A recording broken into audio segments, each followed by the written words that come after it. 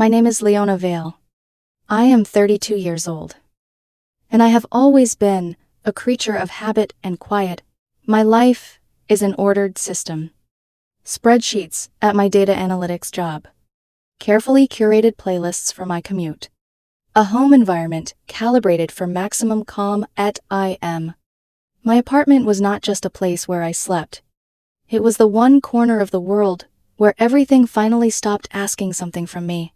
I had lived there for 2 years before my boyfriend, Kieran Marsh, moved in. Kieran was 30. Charming. Restless. And exhausting in that beautiful way that made people forgive him before he even apologized. He worked freelance production jobs for events and brand launches, which meant his schedule was unpredictable. His income, uneven. And his stories always slightly dramatic. At first, I loved that about him.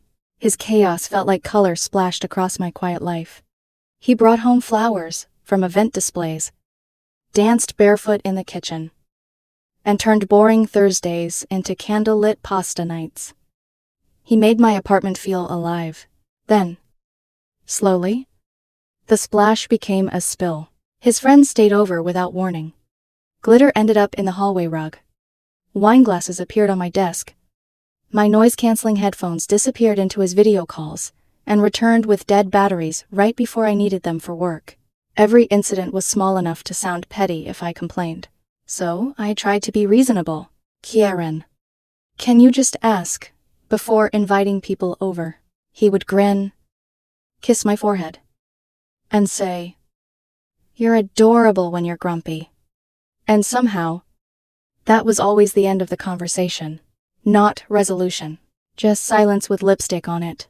The real problem had a name, Vanessa Colley, Kieran's ex-girlfriend.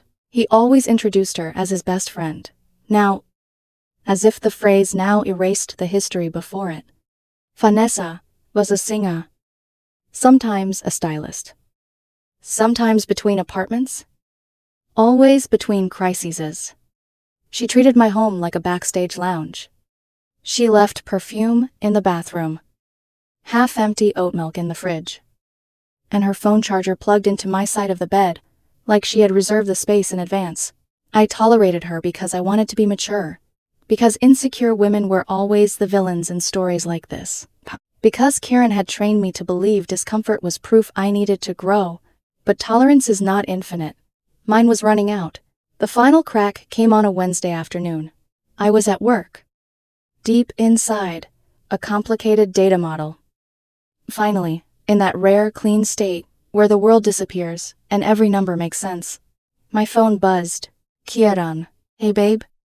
So Vanessa's showcase got cancelled last minute, and her flight back isn't for another few days. She's going to crash with us. Is it cool if she takes your side of the bed? I know you hate being woken up and she moves around a lot. So it's easier if I'm on the outside. She'll be there when you get home. I read it once, then twice. My side of the bed. Not the couch. Not the air mattress we kept in the closet. My side. The space where I slept. Where I curled up after long days. Where I existed without armor. It had not been asked. It had been arranged. A decision about my body. My rest. My privacy. And my home had been made without me. The cheerful little heart at the end felt almost obscene. For a few seconds, I expected anger to arrive. It didn't. What came instead was calm. Cold. Exact. Almost peaceful. The emotional noise inside me vanished. The data was complete. The model had finished running. And the conclusion was simple. This was not a partnership anymore. I was a resource. My apartment was a hotel. My bed was overflow lodging. I stared at the message for a full minute. Then, I typed back, "Right." I put my phone face down on my desk.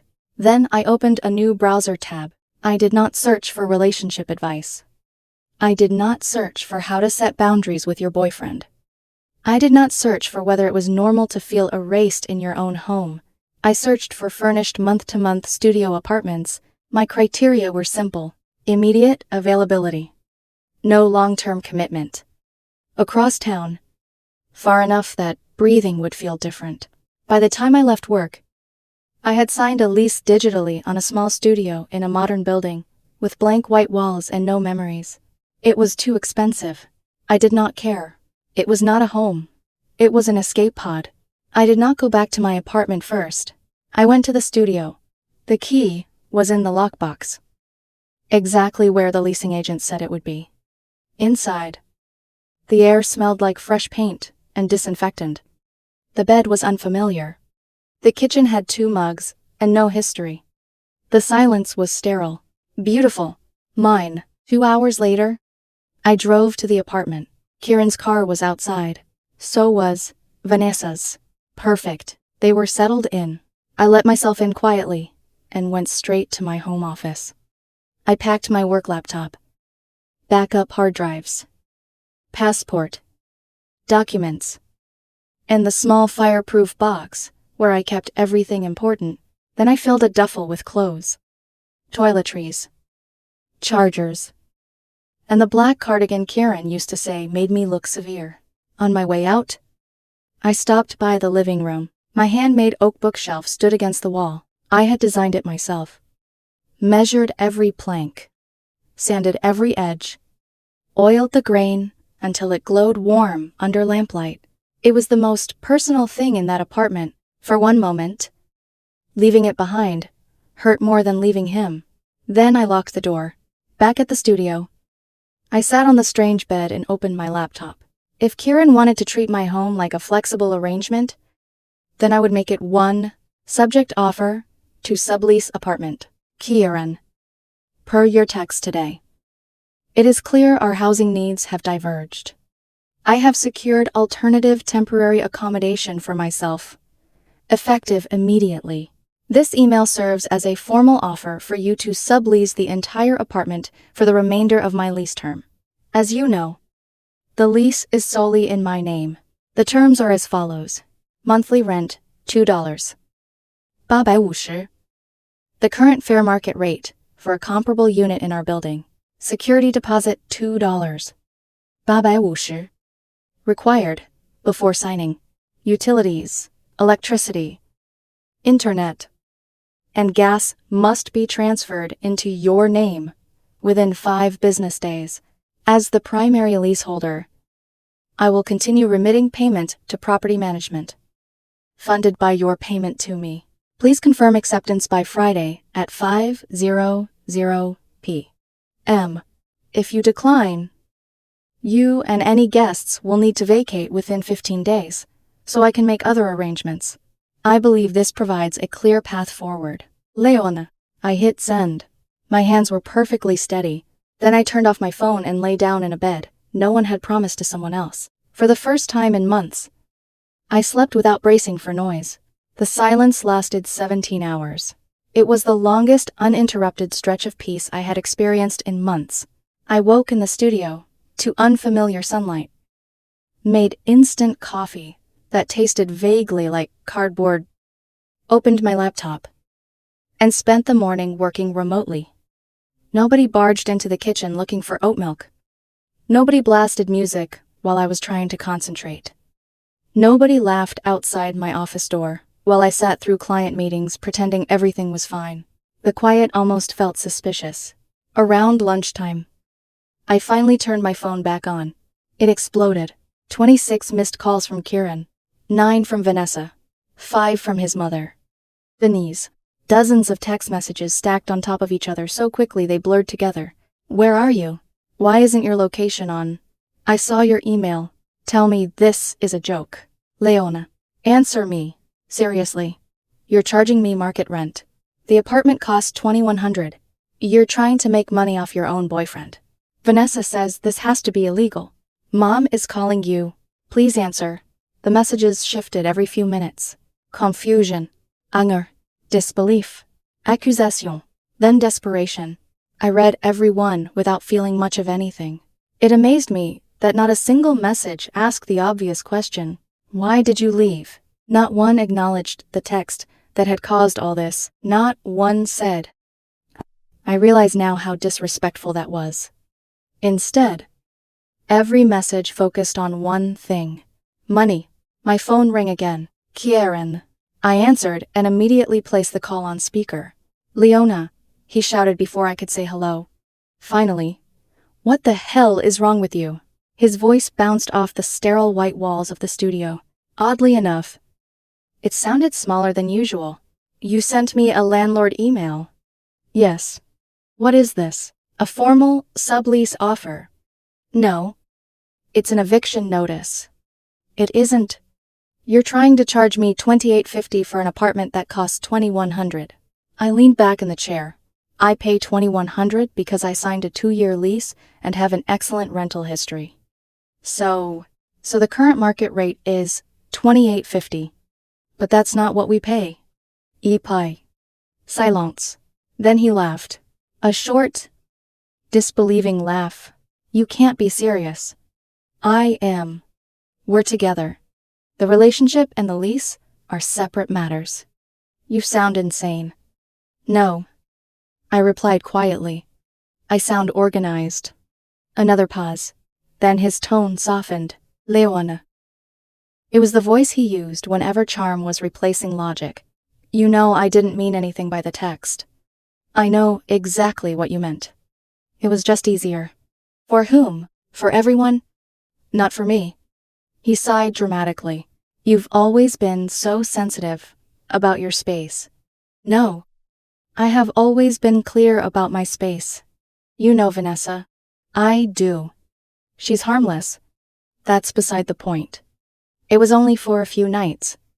It wasn't about the number of nights. Then what is it about? I closed my eyes. It was about discovering that you believed you had the authority to give away my place in my own bed without asking me. Silence. Longer this time. Then came the sentence I somehow knew was coming. You're jealous of her. I almost laughed. No. You are. I'm not jealous of Vanessa. Then why are you making this such a huge deal? Because my home stopped feeling like mine a long time ago. You never said that. I did. When? When your friends started staying over every weekend. When you borrowed my work equipment. When I asked for advance notice before people came over. When I asked you not to leave dishes in my office. When I asked for quiet after 10 because I had meetings early. You always made me feel like I was doing something wrong. You weren't doing something wrong. You were ignoring every boundary I tried to set. Before he could answer, another voice entered the call. Vanessa. Oh my God. Seriously. She had apparently been listening beside him. This is all because of me. No. You've hated me from day one. I haven't. You clearly have. I don't know you well enough to hate you. She scoffed. This is ridiculous. I remained calm. You staying in my apartment isn't the issue. Then what is? My boyfriend deciding where I sleep without asking me. It wasn't a big deal. It was to me. You're making Kieran miserable. I'm not responsible for his emotions. She laughed bitterly. I cannot believe someone can be this controlling. I let the silence stretch. Eventually, she handed the phone back. Kieran sounded exhausted now. Please, just come home. I'm already home. No. I mean, our apartment. My apartment. You don't mean that? I do. We'll talk tonight. No. I'll sleep on the couch. That isn't the point. Vanessa can leave. That isn't the point either. What do you want? There it was. Finally, the right question I wanted you to ask before making decisions about my home. I didn't think. I know. His breathing became uneven. I said I was sorry. No. What? You haven't apologized. I just did. No. You explained. You defended. You minimized. But you haven't apologized? Another long silence. Finally he whispered. I'm sorry you felt hurt. There it was. The apology that wasn't one. I smiled sadly. The offer remains open until Friday at 5. You can't be serious. I've never been more serious. You'd really throw away 2 years. I'm not throwing them away. I'm acknowledging what they've become. He started crying. Not loudly. Quietly. The sound surprised me. Part of me wanted to comfort him. That was the old version of me. The version that cleaned up every emotional spill before asking who knocked over the glass.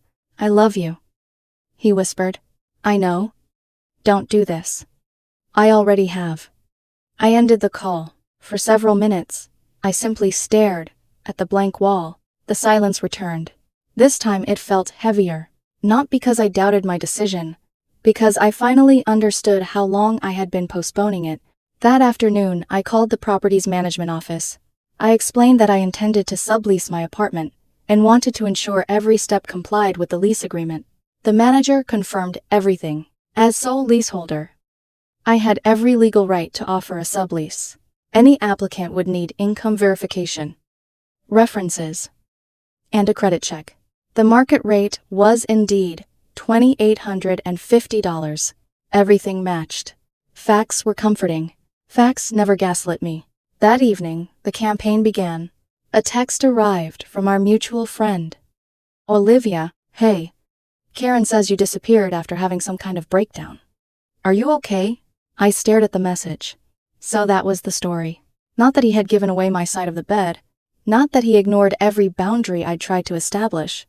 Instead, Leona had snapped. She had become unstable. She had abandoned him. I typed carefully. "I'm okay. We're having a serious disagreement about our living situation. I'm safe, healthy, and handling it privately." Her reply came almost instantly. "I'm glad you're okay." That didn't sound like him. Neither did giving away my bed. The following morning, an email arrived from Denise. Subject: "My heart is breaking. Leona. Please don't let anger destroy something beautiful. Kieran loves you deeply. Treating someone you love, like a business client, feels incredibly cold. Families work through difficult moments together." I read it twice, then archived it without replying. No one seemed interested in discussing what had actually happened, only how inconvenient my response had become. Friday arrived. At exactly 4:58 p.m., 2 minutes before the deadline, an email appeared. Subject: "Reoffer to sublease. Fine. I'll stay. I still think this is cruel. Mom will help with the deposit. This doesn't mean we're breaking up. We're going to fix this. Send the paperwork." I read the message slowly. No accountability. No acknowledgement. Just another assumption that everything would eventually return to normal. I forwarded him the official application package from property management. Income verification. Credit authorization. References. Every required document. Then, I closed my laptop. Phase 1 was complete. The real battle had only just begun. The first sign that Kieran still believed the rules did not apply to him came 3 days after he accepted the sublease offer. Instead of completed paperwork, I received a text. "This application is ridiculous. You already know my income. Why do I need a credit check? You're my girlfriend, not a landlord." I read it while eating lunch at my desk. The wording almost made me smile. That was exactly the problem. To him, I was still supposed to be his girlfriend, whenever it benefited him. But somehow I had never been entitled to the respect normally given to a partner. I replied, "These are the property's requirements for every subtenant. I cannot bypass them." His response came seconds later. "You can vouch for me." "I won't." "Seriously?" "Yes. You know I'll pay." This isn't about what I know. This is unbelievable. "No. It's standard procedure." 3 angry emojis arrived. Nothing else. That evening I received another message. Not from Kieran. From my elderly neighbor, Mr. Whitmore. He lived directly below my apartment and had always been kind to me. "Hope you're doing well. Just wanted to let you know, there's been loud music the last 2 nights past 11. Not sure if you're home, but management may eventually get involved." I thanked him. Then I stared at the message for a long time. The apartment was no longer my refuge. It was becoming exactly the environment I had spent years trying to avoid. The following night, another notification appeared. This one from Kieran. "Oops. Tiny accident." He attached 3 blurry photos. The moment I opened the first image, My stomach tightened. My bookshelf. My handmade oak bookshelf. A pale white ring spread across the second shelf, where water had soaked into the finish. His next message followed. Vanessa brought over this really beautiful fiddle-leaf fig as a housewarming gift. Housewarming gift. The phrase echoed in my head. A housewarming gift. For an apartment he had not rented. An apartment whose owner had already begun legal paperwork because he refused to respect basic boundaries. I was watering it. He continued. I tripped. I wiped everything immediately. It should be okay. I enlarged the picture. The damage was unmistakable. That bookshelf had taken me nearly 4 months to build.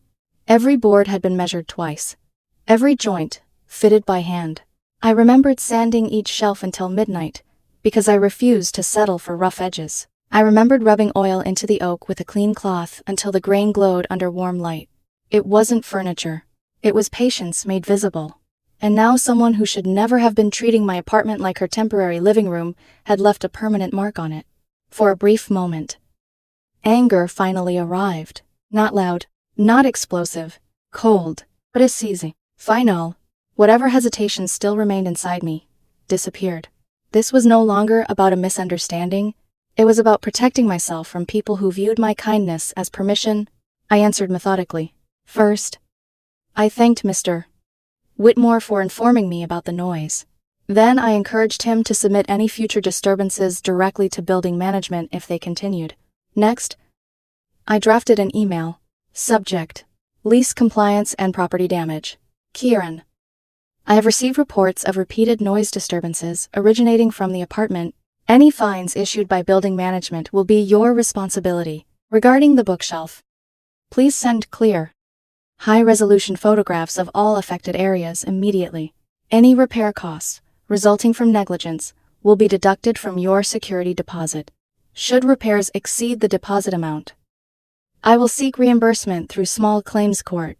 Additionally, your sublease application remains incomplete. Failure to submit all required documentation by Friday at 5:00 p.m. will result in withdrawal of the current offer and commencement of formal eviction proceedings. This is not a negotiation.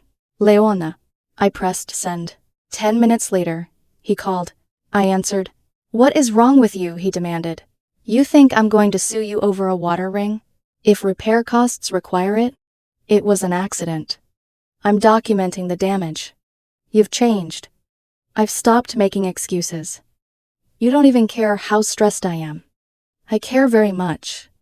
You have no idea how hard this has been. I imagine it's difficult. His voice softened.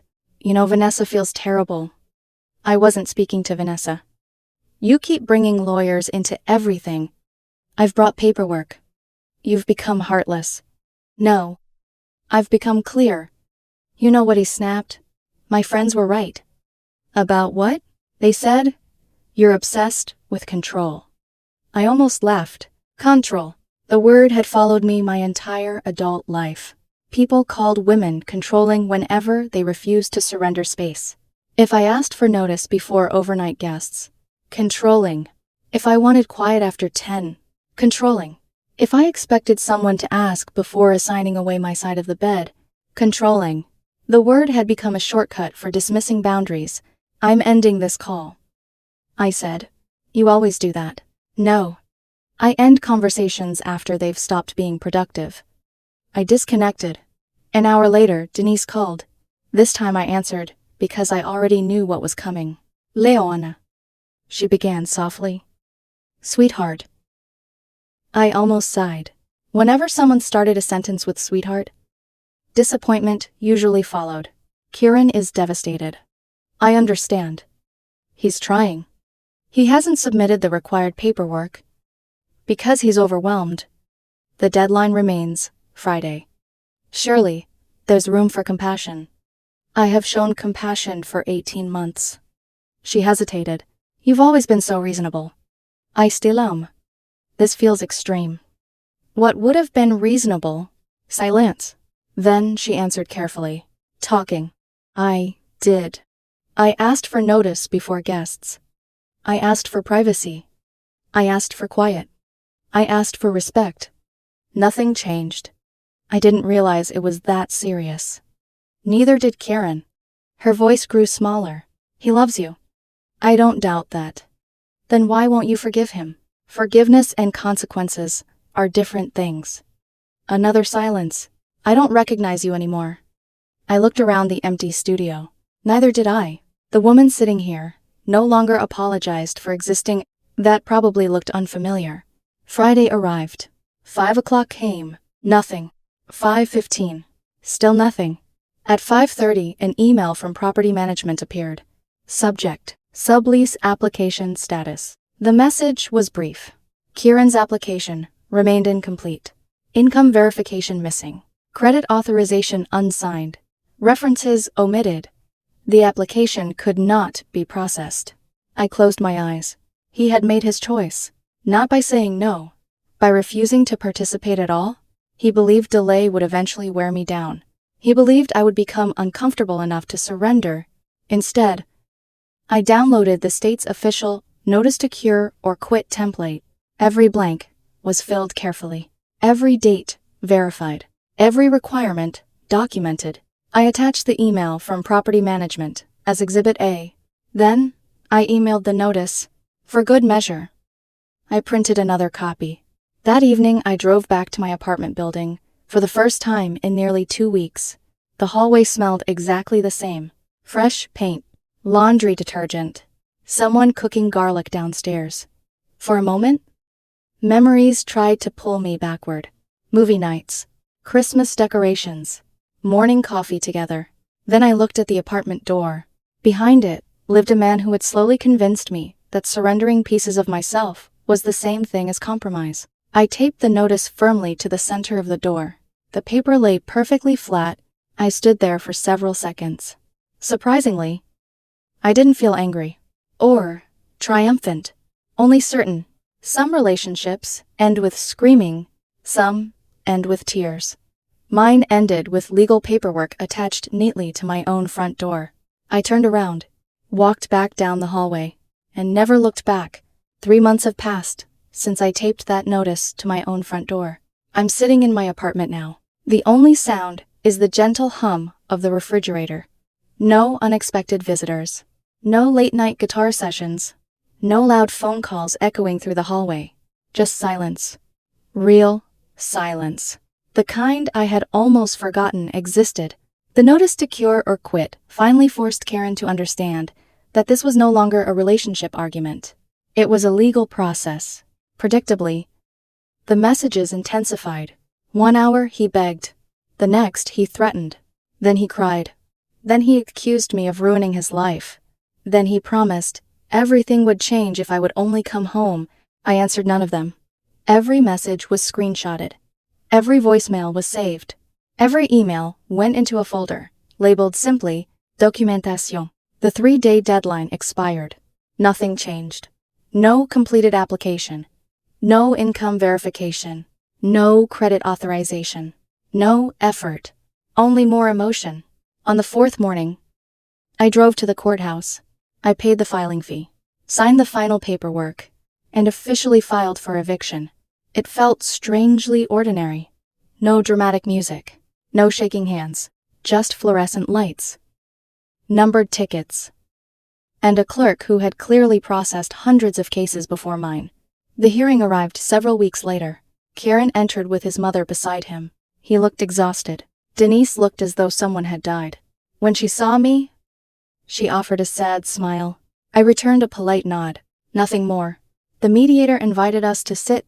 Kieran spoke first. His voice cracked almost immediately. He described our relationship, our vacations, the apartment we had built together, how much he loved me, how shocked he had been when I disappeared overnight. Then he explained that I had become cold, detached, like a completely different person. When he finished, the mediator turned toward me. Ms. Val. I stood. I have prepared documentation. I handed over a neatly organized binder, the lease agreement, sole leaseholder, Leona Vale, the text message assigning away my side of the bed, the formal sublease offer, his written acceptance, the building's application requirements, property management's email, confirming the incomplete application, the notice to cure or quit, proof of delivery, noise complaints, photographs of the damaged bookshelf, every page dated, every exhibit labeled, every timeline verified. The mediator quietly reviewed the documents. She looked at Kieran. Did you receive this offer? Yes. Did you accept it? Yes. Did you submit the required application? I was going to. Did you? Silence. No. She turned another page. Did you receive written notice, explaining the deficiencies? Yes. And did you correct them? No.